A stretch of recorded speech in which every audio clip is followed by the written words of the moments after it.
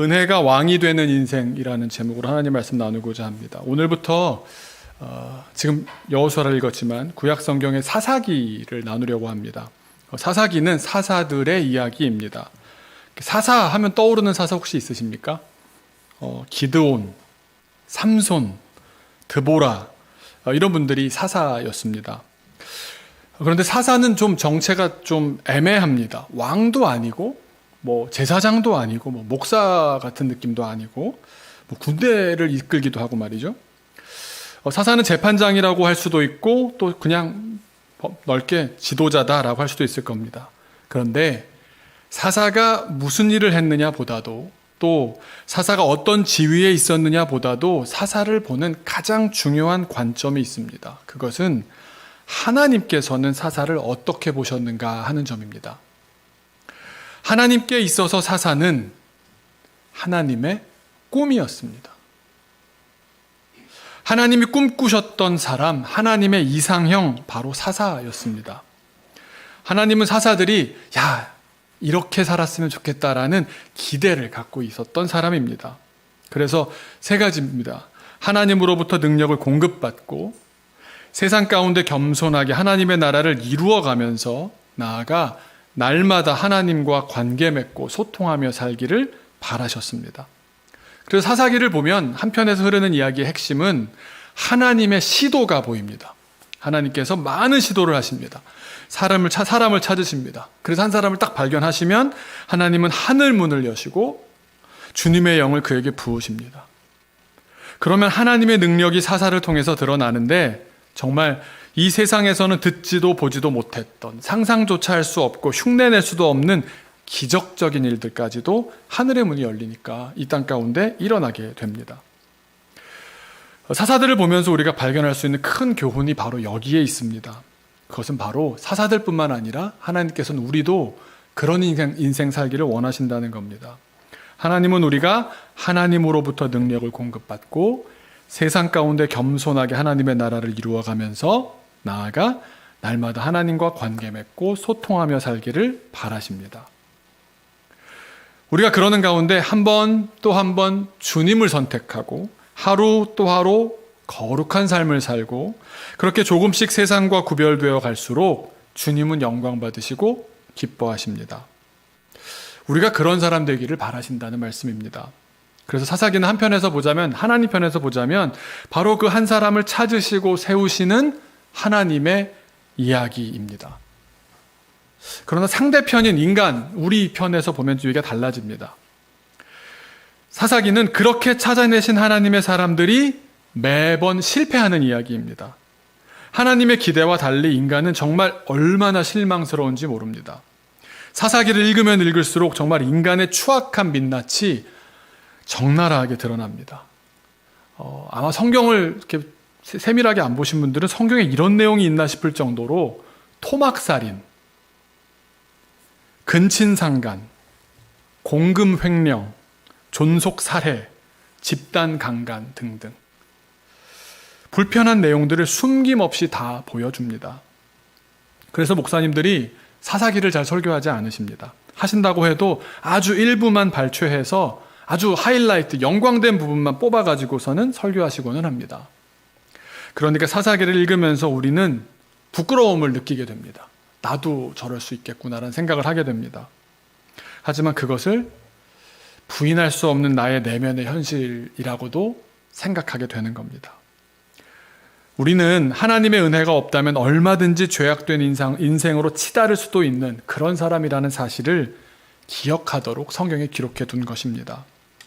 읽으면 읽을수록 쓴맛이 납니다. 그런데 쓴맛이지만 우리가 우리의 냉정한 현실을 마주해야만 우리 신앙이 진정한 출발을 할 수가 있습니다. 내가 죄인이라는 현실을 뼛속 깊이 인정하며 알 때에야 비로소 무엇을 알 수 있겠습니까? 내가 죄인이기 때문에 뭘 알겠습니까? 값진 은혜를 알게 됩니다. 로마서 5장 20절 하반절은 이렇게 말씀하십니다. 그러나 죄가 더한 곳에 뭐가 더 넘친다고요? 은혜가 더욱 넘쳤나니. 죄가 더한 곳에 은혜가 더욱 넘쳤나니. 죄악된 나를 마주할 때에 은혜가 넘치는 길이 시작됩니다. 그래서 21절을 보시면 죄를 넘어서서 펼쳐지는 은혜의 역사를 이렇게 말씀하십니다. 바로 이것 때문에 이 말씀을 붙잡고 저는 사사기를 읽고자 하는 건데요. 21절을 우리 한 목소리로 함께 읽었으면 좋겠습니다. 로마서 5장 21절입니다. 시작. 이는 죄가 사망 안에서 왕노릇한 것 같이 은혜도 또한 의로 말미암아 왕노릇하여 우리 주 예수 그리스도로 말미암아 영생에 이르게 하려 함이라. 할렐루야. 죄가 사망 안에서 왕노릇한다 무슨 말이겠습니까? 죄는 결국 우리를 죽게 하는데도 그걸 분명히 모르지 않을 것 같거든요. 근데 죄를 계속 떨어뜨리지 못하는 이유가 뭐겠습니까? 그 순간의 즐거움이 있는 겁니다. 그러다 보니까 결국에는 죄가 주도권을 갖게 됩니다. 그래서 우리를 주장하는 왕처럼 나를 다스리고 나를 통치하고 나를 이랬다 저랬다 하는 겁니다. 군림하는 상황이 되는 겁니다. 여러분, 무엇이 우리를 다스리고 통치하고 좌지우지하고 들었다 놨다 합니까? 우리를 죽음으로 이끌고 가는 죄입니까? 그걸 알기 때문에 그렇게 살지 않으려고, 그런 인생으로부터 방향을 전환하려고, 생명의 길로 나아가려고 지금 이 자리에 교회에 나온 것 아닙니까? 상대적으로 믿는 이들의 방향은 전혀 다른 쪽입니다. 뭐냐 하면 인생을 움직이는, 믿는 이들의 인생을 움직이는 가장 큰 힘은 주님의 크신 은혜입니다. 은혜가 우리를 주장하게 되기를 소망합니다. 오직 은혜가 우리를 다스리고 통치하고 좌지우지하고 들었다 놨다 주장하게 되기를 소망합니다. 가장 큰 은혜는 바로 우리 아까 찬양했던 것처럼 예수님의 십자가입니다. 그 십자가의 은혜를 깨달아 사는 우리들이면 세상의 가치로 살지 않게 됩니다. 하나님 나라의 가치로 살게 됩니다. 죄가 왕이 되는 인생이 아니라 은혜가 왕이 되는 인생이기 때문입니다. 다 같이 한번 따라해 보시겠습니다. 은혜로 삽니다. 죄가 왕이 되는 인생과 은혜가 왕이 되는 인생 두 가지가 따로 있는 겁니다. 그 가운데 죄가 다스리는 인생, 죄가 주장하는 인생, 죄가 좌지우지하고 들었다 놨다가 하는 인생, 누구의 인생이었느냐? 사사들의 인생이 그랬습니다. 여러분 생각, 기억과 좀 다릅니까? 아닌데 기도원 괜찮았는데 삼손 한번 생각해 보십시오. 주의 영을 잠시 받아 은혜가 왕이 되는 잠깐 그렇게 사는 인생이 잠깐 있었을 뿐입니다. 얼마 지나지 않아 하나같이 사사들은 죄가 왕이 되는 인생으로 타락해버리고 말았습니다.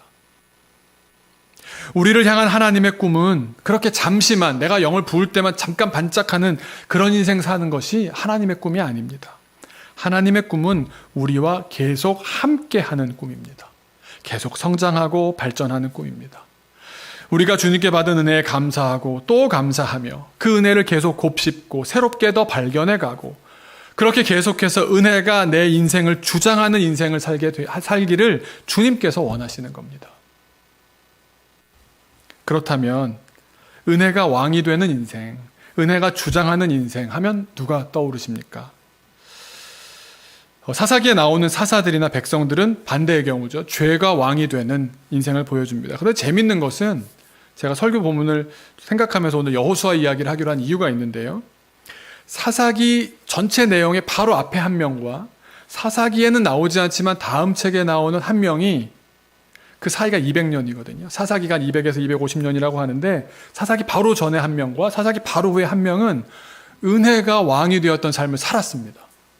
그리고 200년 동안은 그런 삶이 없었습니다. 사사기 설교를 본격적으로 시작하기에 앞서서 너무 부정적인 이야기를 많이 하게 될까 봐 사사기 바로 직전에 은혜가 왕이 되었던, 은혜가 주장했던 인물을 한번 소개하려고 합니다. 힌트가 사사기 1장 1절에 나옵니다.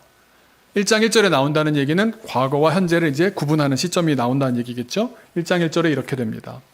여호수아가 죽은 후에. 사사기는 여호수아로부터 이제 끊어지는 겁니다. 새로운 시대가 시작되는 겁니다. 여호수아의 시대가 끝나며 사사기의 시대가 시작됐던 겁니다. 은혜가 왕이었던, 은혜가 다스렸던, 은혜가 통치했던, 은혜를 따라 살았던 여호수아를 마지막으로 200년간 죄가 왕이었던 그런 인물들의 이야기, 사사기가 펼쳐지는 겁니다. 여호수아 이야기를 오늘 먼저 하면서 그분의 삶 가운데 이런 모습이 있었구나, 죄가 아니라 은혜가 지배하는 삶은 이런 거구나 오늘 발견하기를 원하는데요. 여호수아에게는 일생의 과제가 두 가지 있습니다. 이건 우리랑 다 똑같습니다. 개인적인 삶이 있고 공적인 삶이 있습니다. 하나는 자기 개인의 인생을 하나님 앞에 멋지게 살아내야 하는 겁니다. 죄짓지 않고 유혹에 빠지지 않고 하나님이 부르실 때까지 깨끗하게 살아내는 것도 어려운 일입니다. 근데 두 번째 큰 사명을 또 받았습니다. 뭡니까? 하나님 주신 사명이었는데 이스라엘 민족을 잘 이끌어서 가나안에 데려갈 뿐만 아니라 정착까지 잘 시켜야 하는 일이었습니다. 이 막중한 임무를 받은 사람 성경에 몇몇 안 됩니다. 이 정도 급의 일을 맡은 사람이. 그런데 어떻게 실천하면서 살았겠습니까? 무엇이 있어서 할 수 있었겠습니까? 하나님께서 주신 은혜를 따라 살아냈습니다. 은혜가 왕도였기 때문에 그 일도 감당할 수 있었습니다. 그 이야기는 차차 설명을 들어가시면서 이해하시게 될 텐데요. 여호수아라는 사람을 한번 잠깐 설명을 드리도록 하겠습니다. 여호수아가 누굽니까? 딱 떠오르는 게 모세의 후계자라고 떠오르실 겁니다. 여호수아가 어디에 처음 등장하냐면 이스라엘 민족이 출애굽을 하자마자 얼마 되지 않아서 광야에 나갔는데 노예로만 있던 사람이 전쟁 같은 거 안 해봤지 않습니까? 그런데 엄청나게 준비된 정예 군사들과 맞붙게 됩니다. 그게 아말렉이었습니다. 그때 여러분 기억나시는지 모르겠지만 모세가 전쟁한다고 한 일이 뭡니까? 지팡이 든 겁니다.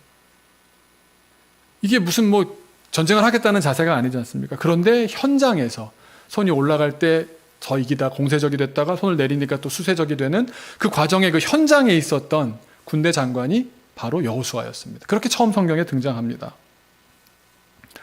그리고 그 이후에 모세가 인도한 출애굽의 모든 과정, 정탐꾼으로도 갔다 오고 모든 과정을 함께 했습니다.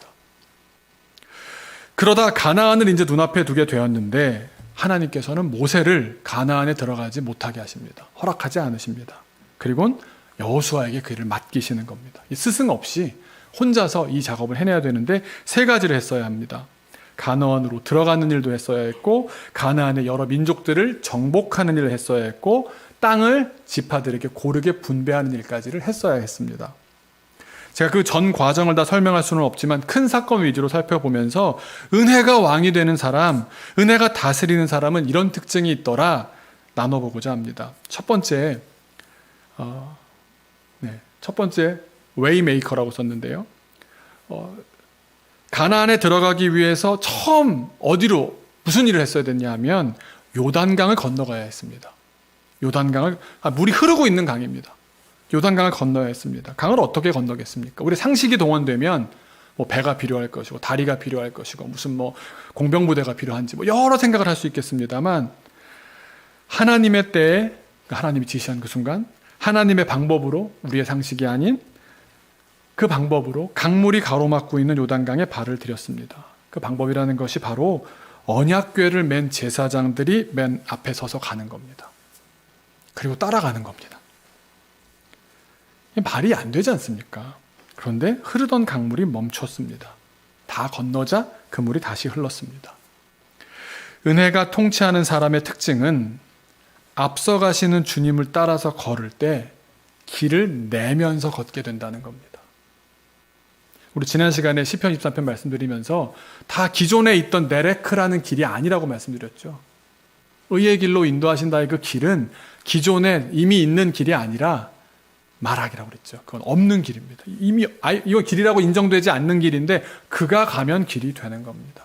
웨이메이커입니다. 하나님의 때에 하나님의 방법으로 하나님과 함께 길을 가면 길이 열리는 인생입니다. 기성의 길을 내가 가면서 난 중간쯤은 갔네 하고 마음 놓는 인생이 아니라는 겁니다. 두 번째는 living sacrifice라고 했는데요. 요단을 건너니까 어떤 일이 벌어졌겠습니까? 이제는 적들이 우글우글거리는 곳으로 간 겁니다. 강이라도 건너기 전에는 강을 건너고 나서는 건너는 게 힘들 테니까 그때 무슨 전력 손실도 있을 것이고 이렇게 생각을 했던 가나안 부족들이 있었습니다. 수많은 부족, 수많은 원주민들이 높은 수준의 문명을 건설하며 살고 있었습니다. 이미 있었습니다. 그런데 그들이 볼 때에 수십만의 이스라엘 유랑민들은 한편으로는 괴이하고 낯선 존재들이었고 다른 한편으로는 위협적인 존재였습니다. 뭔가 이렇게 갖고 있는 무기 같은 건 없는데 인원은 굉장히 많은 겁니다. 뭔가 이렇게 머릿수가 많으면 부담스럽지 않습니까? 그래서 아마 학자들이 다 얘기하는 것이 첩자들을 다 보냈을 거라고 생각합니다. 그래서 지금 쟤들이 뭐 하나 보자. 다 첩자들이 보고 있었다는 겁니다. 그래서 이동 경로를 어떻게 하는지, 뭐 지금은 몰았는지, 뭐 시간별로 뭐 다 기록해가지고 본부에다 보고를 했었을 겁니다. 요즘식으로 말한다면 진돗개 1호가 발령이 된 겁니다. 그런 일촉즉발의 대치 상황, 이제 요단강을 손쉽게 건넜으니까 이제 대열을 정비하고 본격적인 전쟁이 시작되겠구나. 다들 그렇게 생각할 시점에 적들의 코앞에 섰던 이스라엘이 가나안에서 처음 한 일이 뭔지 아십니까? 무장을 했어야 됐다고 생각하지 않습니까? 우크라이나 대통령이 그런 얘기했죠. 라이드가 아니라 에뮤니언. 태워줄 차량이 아니라 나 지금 탄약을 달라고 말했던 거 기억나시죠? 아니, 그런 상황입니다. 러시아가 쳐들어와서 지금 탄약 갖고 전쟁해야 되는 상황인데 뭘 했습니까? 할례를 거행했습니다. 그것도 얼마 만에 했느냐? 광야에서 한 번도 안 했거든요. 40년 동안 안 한 할례를 거행한 겁니다. 그 얘기는 여호수아와 갈렙을 제외하고는 다 광야에서 난 사람들이거든요. 남자는 두 남자 빼고 전체가 다 할례를 한 거나 다름없는 겁니다. 아마 정찰하고 있던 가나안 군사들은 뭔가 도무지 이해할 수 없을 것 같습니다. 갑자기 사람들이 움직이질 않습니다. 못 움직입니다. 한 일주일 동안은 정말 제대로 된 컨디션을 보여줄 수 없었을 겁니다. 두 가지 의미가 있습니다. 적들로 둘러싸인 상황에 할례를 행한다. 두 가지 의미가 있습니다. 하나는 세상에선 무능력한 사람이 되는 겁니다. 그러나 두 번째 의미가 있습니다. 하나님 앞에서는 깨끗한 사람이 되는 겁니다. 이 가나안 땅에서 내가 어떻게 살아야 되느냐? 세상에서 무언가 할 수 있다는 내 능력, 유능감을 가지고 살아가는 인생이 아니라 하나님 앞에 내가 살아있는 산 제물로 깨끗한 삶으로 살아야겠구나라는 것을, 그러면 살 수 있다라는 것을 주님께서 가르쳐 주시는 겁니다. 은혜가 통치하는 하나님의 사람은 하나님 앞에 내가 깨끗한지 성결한지 돌아봄으로써 하나님과 나와의 관계를 꾸준히 정비하는 사람입니다. 그것이 전쟁을 치를 때 갖춰야 하는 가장 선결적이고 필수적인 과제입니다. 모든 영적 전쟁의 기초입니다. 세 번째로 첫 번째 성 전투가 뭐였어요? 큰 전투, 첫 번째 전투가 뭐였냐면 여리고성 전투였습니다. 우리 여리고성 전투는 잘 아십니다. 여리고는요, 난공불락으로 유명한 성이었습니다. 게다가 가나안 주민들은요, 철기 문화가 있었습니다. 철기문. 성경을 읽어보면요, 철이 나는데도 재련 기술이 없어서 가나안은 그 북쪽의 이방 민족한테 철을 가져가서 무기를 만들어 달라고 해야 될 정도로 이스라엘 사람들은 그런 기술이 형편없었습니다. 그런데 가나안 주민들은 철기로 무장한 사람들이었습니다. 병력이 비교가 되질 않는 겁니다. 군사들의 훈련 정도도 그렇고 전략도 또 이쪽 지형도 다 낯설지 않습니까? 무기도 그렇고 이스라엘 전략은 한 가지밖에 없었습니다. 여호와께 순종이었습니다. 땅 밟고 성 주변 돌고 그걸 일주일이나 하고 침묵하고 마지막에 소리 지르고, 이건 이기기 위해서 하는 전쟁이 아닙니다. 순종하기 위한 훈련이었습니다. 은혜가 왕되어 통치하는 하나님의 사람에게 전쟁은 하나님께 속한 것이지 인간의 능력으로 하는 것이 아닙니다. 우리 믿는 이들의 모든 전투는 하나님께서 싸우시는 영적 전투라는 것을 알아야 합니다. 네 번째로 여리고에서 1승을 했는데요, 그 다음에 바로 1패를 합니다. 근데 그 1패가 얼마나 값진 1패였는지 모릅니다. 여리고성에서 대승을 거둘 때 주님께서 말씀하셨습니다. 다 태워버려라. 한 명도 남겨두지 말아라 했습니다. 전리품을 불사르라고 하신 하나님의 말씀을 한 사람이 어겼습니다. 아간이라는 사람이 정말 아무도 몰랐습니다. 아무도 모르게 금이며 은이며 외투며 숨겨놨던 겁니다. 자기가 너무 탐나는 물건을 이렇게 빼돌렸던 겁니다. 그 결과 정말 껌 같다고 할 수 있는 아이성에서 전투에서 졌습니다. 여리고 왕은 비교도 안 되는, 이건 그냥 1부만 가서 이겨봐라 그랬는데 져버린 겁니다. 근데 1패 뒤에 여호수아의 진면목이 드러납니다. 여호수아는 패배하자 정확하게 진단했습니다.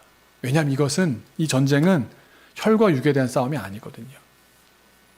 하나님께 순종했느냐 아니냐의 싸움이었거든요. 그래서 여호수아는 두 가지를 정확하게 보았습니다. 무엇을 보았느냐? 먼저 죄가 이스라엘에 파고 들어왔다는 것을 분명히 보았습니다. 이건 죄 문제다.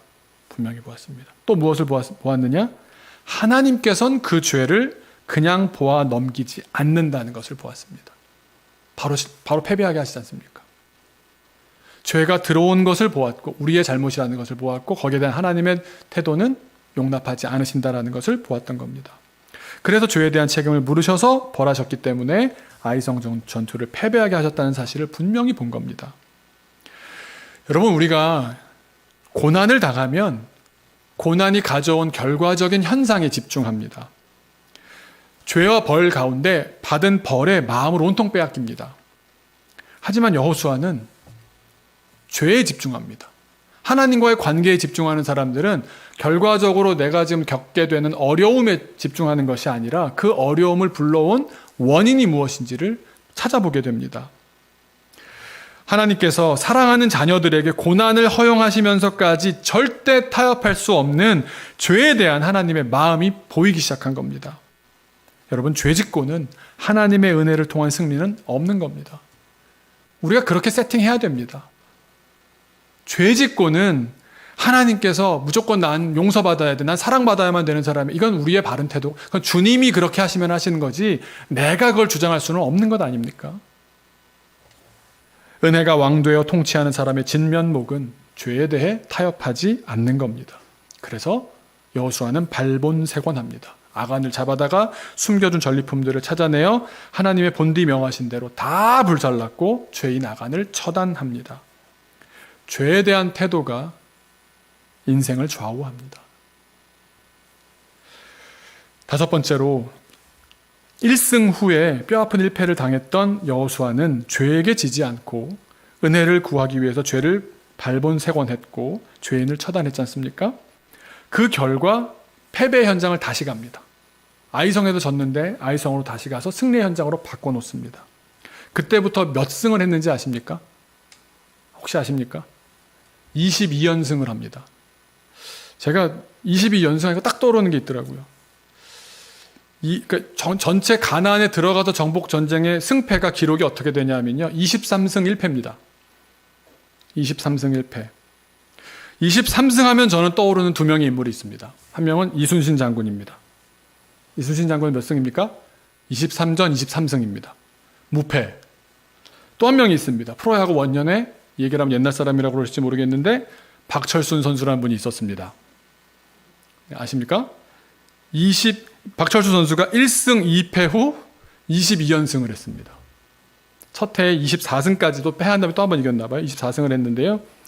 이 정도 승리한 이순신 장군이나 박철순 씨에게 어떤 별명이 붙는지 아십니까? 뭐라고 부를 것 같습니까? 불멸이라고 부릅니다. 그리고 불사조라고 부릅니다. 그런데 자세히 생각해 보시면요, 이순신 장군이 불멸입니까? 23승 하신 후 돌아가셨습니다. 전장에서. 박철순 선수가 불사조입니까? 첫 해는 그렇게 화려했지만 잔혹하게 혹사당해서 그랬는지 부상과 은퇴와 재기로 얼마나 많은 부침을 겪었는지 모릅니다. 그런데 여호수아의 23승 조금 다릅니다. 23승 이후에 진짜가 나옵니다. 진면목이 나옵니다. 그의 인생은 승리로 끝납니다. 진정한 불멸, 불사조는 여호수아였습니다. 그 비결이 무언가 생각해 보면 하나님과의 약속에 철저했다는 겁니다. 여호수아서를 보면요, 이런 표현이 굉장히 많이 나옵니다. 진멸, 몰살, 쫓아내었고, 쫓아내었느니라, 쫓아내었음에, 쫓아내었고, 수도 없이 나옵니다. 왜 그랬을까요? 가는 족속들을 만나서 하나님의 응답은 그거였어요. 쫓아내라, 진멸하라. 그럼 그대로 한 겁니다. 우리 현대의 인도주의적인 관점에서 거기 살던 주민들이 더 우선권이 있잖아 이렇게 생각할지 모르지만 주님께서 보여주고자 하셨던 내용은 무엇입니까? 죄에 대한 태도를 말씀하시는 겁니다. 하나님의 약속에 대한 태도를 말씀하시는 겁니다. 하나님의 말씀에 순종할 때 얼마큼 순종해야 되느냐? 철두철미해야 되는 겁니다. 죄에 대한 우리의 태도가 어때야 하느냐? 예외가 없어야 한다는 겁니다. 그래야 거룩한 삶을 살게 되는 겁니다. 죄는 섞이는 데서 나옵니다. 살짝 섞는 겁니다. 하나님께서 이렇게 하라고 하셨는데 2명은 괜찮지 않습니까? 이 땅은 좀 괜찮지 않습니까? 섞이기 시작하면 그게 죄입니다. 그러니까 많은 사람들이 이렇게 얘기하면 내가 이만큼 잘했는데요. 98점이면 되지 않았습니까? 너 2점 틀렸어 라고 말하는 겁니다. 혼합주의가 죄의 시작입니다. 하나님의 약속에 이것저것 섞게 되면 타락하게 되는 겁니다. 6번째로 보시면 여호수아와 다르게 23승을 하고 나니까 여호수아는 갈수록 신앙이 더 좋아졌는데요. 백성들은 신앙이 타락하기 시작합니다. 왜 불멸인지가 여기서 나오는데요. 아이성 패배를 하고 나서 하나님에 대한 생각이 같아졌습니다. 여호수아도 백성들도. 하나님은 정확하신 분이야. 기억하시는 분이야. 갚으시는 분이야. 정말 그래. 다 하나가 되어서 마음을 똘똘 뭉쳤기 때문에 22연승이 유지되었습니다. 그런데 22연승을 하는 동안 가나안의 여러 나라들을 쳐부수면서 현장을 가보니까 생각이 조금 달라지는 겁니다. 우리 스스로 생각해도 이스라엘 백성들이 그냥 광야의 거짓대 같은 겁니다. 그리고 유목민들 옷이 깨끗할 수가 있겠습니까? 유목민들의 헤어스타일이 좀 만져지는 게 있겠습니까? 세수를 날마다 하겠습니까? 아니지 않습니까? 정착민들은 다르지 않습니까? 우리가 봐도 우리가 거짓대 같은 겁니다. 더 나은 문명을 이루고 있는 가나안 백성들의 삶을 보게 되고 또 계속 보니까 처음에는 낯설었는데요. 또 보면 어떻게 되는지 아십니까? 하나씩 아이템들이 눈에 들어오기 시작합니다. 저 헤어스타일 괜찮은데? 저 옷 괜찮은데? 저렇게 집 짓고 사는 거 좋은데? 야, 하수시설을 저렇게 해놨어? 냄새 안 나겠는데? 야, 음식을 저렇게 요리해 먹는 거네? 야, 저 나무는 이렇게 심으면 몇 년 주기로 돌아가. 이런 지식과 노하우들이 훨씬 저들이 뛰어나다는 것에 동의하게 됩니다. 그러면서 이런 생각을 하게 됩니다. 취향에 맞는데 저건? 나는 저런 거 원래 좋아해. 또 내가 여기서 산다면 어떨까? 내가 저걸 갖는다면 어떨까? 내가 이걸 누린다면 어떨까? 상상이 들어오기 시작하면서 머릿속에서 하나님을 밀어내고 가나안이 하나둘씩 머리를 차지하기 시작한 겁니다. 그러다 보니 가나안의 문명이, 가나안의 사람들이, 가나안의 모든 것이 좋아 보였습니다. 사람들이 어떻게 하기 시작했겠습니까? 혼합하기 시작합니다. 하나님을 섬기는데 이것도 나쁜 건 아니잖아. 그래서 사사기 1장을 보시면요, 여호수아의 없던 표현들이 굉장히 많이 나옵니다. 같은 말인데 부정어가 된 말들이 많이 나옵니다.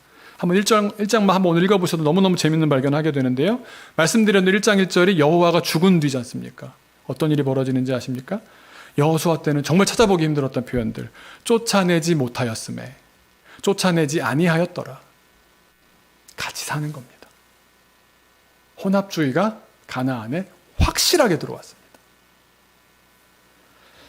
1장을 보시면 우리가 다음 시간부터 더 보겠지만 여호수아가 죽고 나서의 이야기인데 한 명만이 남죠. 이제 원로라고 할 수 있는 사람 한 명밖에 안 남습니다. 누구겠습니까? 여호수아와 다윗과 요나단한테 여호수아와 이기동 아니지 않습니까? 여호수아와 갈렙이죠. 갈렙은 살아있었으면 여호수아가 먼저 갔습니다. 갈렙이 유명한 말이 뭡니까? 저 산지를 내게 주소서. 헤브론이란 땅 어려운 땅입니다.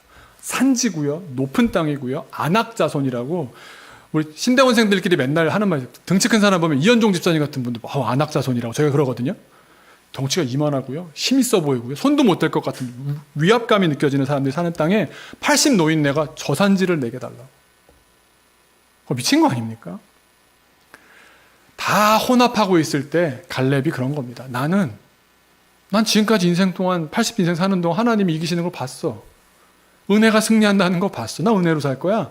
저 산지를 내게 주소서 하고 올라갑니다. 그리고 안악자산들을 쫓아냈다라는 표현 1장에 딱 한 번 나오는데 거기 나옵니다. 갈렙만 합니다. 다른 얘기 뭐겠습니까? 다른 자손들은 안 쫓아낸 겁니다.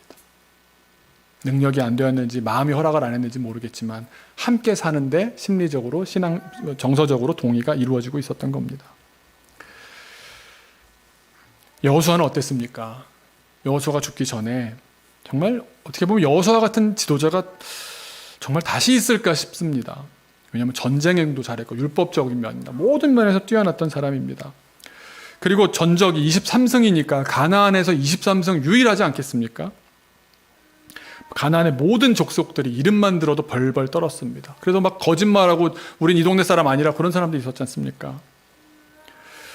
그런데 주변의 사람들은 이제 여호수아에게 하나님을 맡겨놓고 우리의 신앙은 여호수아님이 잘 믿으세요 하고선 여호수아 주변의 사람들은 다른 생각을 품기 시작하면서 땅을 욕심내기 시작하고 저 땅이 좋은데 지금이나 그때나 똑같은 것 같습니다. 땅을 욕심냅니다. 부동산에 욕심을 냅니다. 그리고 여기서 살아갈 꿈에 빠져서 정신이 없었습니다. 그러자 여호수아가 고별 설교를 하면서 이제 말하는 겁니다. 오늘 주보에 놓은 내용들이 그건데요. 24장 여호수아, 22장, 23장, 24장이 고별 설교인데 24장에 이제 모든 백성들을 불러놓고 세겜에서, 세겜이 옛날에 언약을 맺었던 곳이거든요. 약속하는 곳, 약속했던 곳 기억나지? 다시 일로 와봐. 다 모았습니다. 왜요? 다시 이건 약속해야 되는 곳이야. 까먹지만 다 옛날 했던 기억들 되살리려고 세겜으로 다시 모읍니다. 약속을 하는 겁니다. 그러면서 고별 설교의 첫 내용이 이겁니다. 하나님께서 얼마나 큰 은혜로 여기까지 인도해 주셨는지 아니? 출애굽부터 시작해가지고 어떤 일을 통해서 어떤 은혜를 주셔서 우리가 여기까지 왔는지 아냐고. 은혜를 하나하나 연결합니다. 열거합니다. 은혜가 중심에 있는 사람입니다. 그 은혜를 아는 사람입니다. 죄가 들어올수록 우리가 죄를 이겨낼 수 없으면 여러분 시선을 바꿔서 은혜에 집중하셔야 됩니다. 그래서 감사가 힘이 있는 겁니다. 은혜에 대한 반응이니까요. 죄에 대해서 내가 지은 죄에 집중하고 묵상하면 더 큰 죄를 짓게 됩니다. 근데 은혜를 묵상하면 감사가 나옵니다. 마지막에 내 인생을 다 돌아보는 대목에서 여호수아는 감사하다고, 은혜였다고. 어쩜 우리 하나님은 이런 일을 이루셨는지 내가 상상할 수도 없는 분이셨다고. 감사하다고, 은혜롭다고 쭉 얘기를 한다고. 그러면서 13절을 보시면 너네들이 얼마나 큰 은혜를 누리는지 아느냐 말씀하십니다. 뭐라고 그럽니까? 너희가 수고하지 아니한 땅, 지금 너희가 사는 땅이 너희들이 수고해서 얻은 땅이 아니잖아. 그럽니다. 너희가 건설하지 아니한 성읍, 이 도시를 만들기 위해서 너희들이 애쓴 게 뭐가 있어? 하나님이 그냥 주셨잖아. 승리하게 하셨잖아. 말 되지 않습니까? 하나님께서 어떻게 승리하셨습니까? 그냥 돌기만 해도 무너졌지 않습니까? 기도했는데 열렸지 않습니까? 주님의 이름만 믿고 갔더니 열렸지 않습니까? 그렇게 얻어놓고는 그거를 은혜로 생각하지 않는 겁니다. 그렇게 너희에게 주었더니 너희가 그 가운데에 거주하며 너희는 또 너희가 심지 아니한 포도원과, 내가 심어서 내가 먹는 게 아니고요. 누군가가 심은 것을 들어가서 열매만 따먹고 있다는 겁니다. 감람원의 열매를 먹는다. 지금 너희들 상태가 수고도 아무것도 안 해놓고서는 그냥 열매만 따먹는 인생이야 너희들. 알고 있어? 이렇게 얘기하면서 시작합니다. 그러니 너희들이 이제는 은혜가 왕 되는 삶을 살아야 하지 않겠냐. 그 14절과 15절에 권면하면서 너네들은 이제 믿음대로, 너네 믿음대로 한다고 해도 더 이상 너희들한테 이래라 저래라가 아니라 나는 내 믿음대로 살겠고 나와 내 가정은 우리의 믿음대로 주님의 은혜를 묵상하며 내가 이렇게 거저 받는 은혜를 따라 사는 것에 감사하며 살 것이니 너희들 알아서 해. 이렇게 얘기하는 겁니다. 14절과 15절 이렇게 얘기합니다. 그러므로 이제는 여호와를 경외하며 온전함과 진실함으로 그를 섬기라. 너희의 조상들이 강 저쪽과 애굽에서 섬기던 신들을 치워버리고, 그러니까 그 출애굽 때도요, 그 신을 갖고 나와서요, 아직도 갖고 있었던 겁니다. 물신이었을 수도 있습니다. 물질에 대한, 자기 성공에 대한 이런 우상들이 다 있었던 겁니다. 또 이어지는 절에 만일 여호와를 섬기는 것이 너희에게 좋지 않게 보이거든. 아니 어떻게 여호수아가 이렇게까지 말할 상황이 된 겁니까? 너희들이 지금 하는 행동은 이미 여호와보다 다른 우상이 나은데 판단이 되어버렸기 때문에 이렇게 말하는 거 아니겠습니까? 너희 조상들이 강 저쪽에서 섬기던 신들이든지 또는 너희가 거주하는 땅에 있는 아모리족, 가나안에 들어와 있는 족속이죠. 가나안 들어와서 새로 배운 우상들. 갈수록 우상이 늘어나는 겁니다. 너희가 섬길 자를 오늘 택하라. 무서운 말입니다. 오늘 오직 나와 내 집은 여호와를 섬기겠노라. 여호수아가 이미 낌새를 눈치챈 겁니다. 백성들은 이중적인 사람들이 되어 있었습니다. 이중적인 사람이 얼마나 무섭냐면요, 자기도 속습니다. 자기가 무슨 말하는지를 모릅니다. 16절에 이렇게 대답합니다. 백성이 대답하여 이르되 우리가 결단코 여호와를 버리고 다른 신들을 섬기기를 하지 아니하오리니. 그 말 들으면, 이 말만 내용만 들으면 감동이 되어서 그렇구나, 잘했다 이래야 되는데요, 그렇게 반응하지 않습니다. 여호수아가 어떻게 반응하냐면요. 이게 말뿐이라는 사실을 너무 잘 알기 때문에요. 너 여호와를 섬긴다, 여호와를 선택한다, 여호와를 믿는다는 게 어떤 의미인지 알아? 다시 묻습니다. 19절에 이렇게 나옵니다. 19절과 20절에 여호수아가 백성에게 이르되 너희가 여호와를 능히 섬기지 못할 것은 니네 못 섬긴다는 겁니다. 너희들 수준으로는 지금 못 섬긴다는 겁니다. 왜냐하면 그는 거룩하신 하나님이시고 질투하는 하나님이시고, 이 질투라는 게 우리식의 질투로 개념이 아니고요. 다른 신을 허용하지 않으십니다. 10계명, 1계명, 2계명 아닙니까? 너희의 잘못과 죄들을 사하지 아니하실 것임이라. 너희들 그 잣대로 살 수 있다는 얘기야? 니네 못해. 그러면서 만일 너희가 여호와를 버리고 이방신들을 섬기면 너희에게 복을 내리신 후에라도 돌이켜 너희들이 변개하면, 너희들이 바꾸면, 너희들이 딴소리하면 너희에게 재앙을 내리시고 너희를 멸하시리라. 우리 하나님은 그러실 수 있는 분이라는 걸 아는 겁니다. 여호수아의 믿음 가운데는 내가 주님 앞에 잘못하는 건 안 되지, 자기에게 갖고 있었던 잣대를 백성들에게도 보여주면서 너희도 이 잣대로 신앙생활 할 수 있어? 니네 못하잖아? 얘기한 겁니다. 백성들이 뭐라고 대답했겠습니까? 여러분, 사람들이 집단으로 같이 있잖아요. 그리고 우리가 사실 은혜 받았다는 걸 인정하지 않을 사람은 없죠, 사실은. 그리고 또 방금 또 그렇게 했노라고 얘기했는데 생각해보니까 아니네, 이렇게 말하기 어렵지 않습니까? 한 번 이중적이 되고 한 번 거짓말을 하면요, 두 번, 세 번 반복하는 건 어려운 일이 아닙니다. 21절에 이렇게 말합니다. 백성이 여호수아에게 말하되 아니니이다.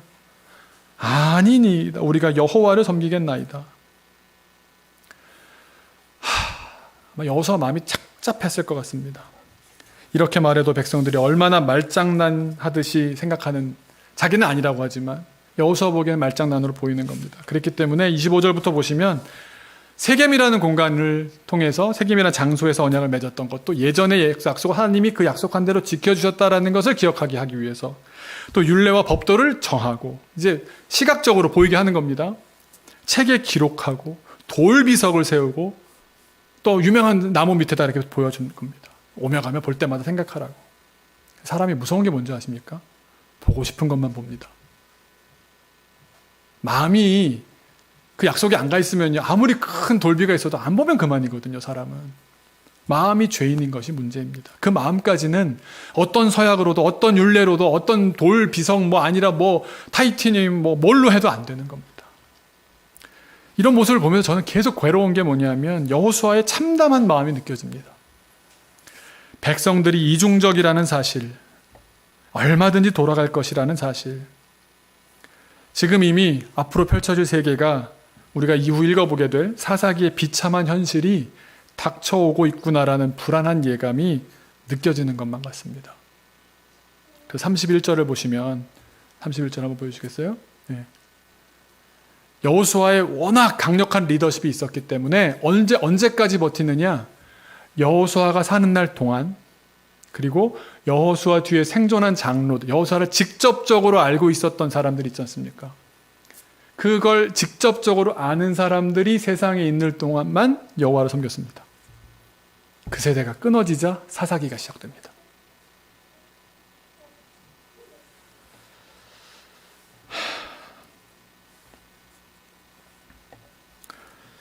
(200년) 동안의 암흑기 이야기를 다음 주부터 하게 될 것이고요. 그 모습을 보면서 우리의 연약함을 한번 돌아보았으면 좋겠습니다. 사순절이기도 하고요. 다시 예수님을 십자가에 못 박았던 우리들 아닙니까? 저 역시 여호수아처럼 이렇게 말씀드릴 수밖에 없습니다. 우리 자신에게 선택을 넘기셨습니다. 은혜를 주셨고요. 모든 것을 다 주님께서 주셨는데 우리에게 선택을 맡기셨습니다.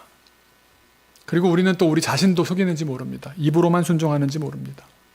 이중적인데 자기만 모르고 있는지도 모릅니다. 우리를 바라보시면서 주님은 너무 안타까워하실지도 모릅니다.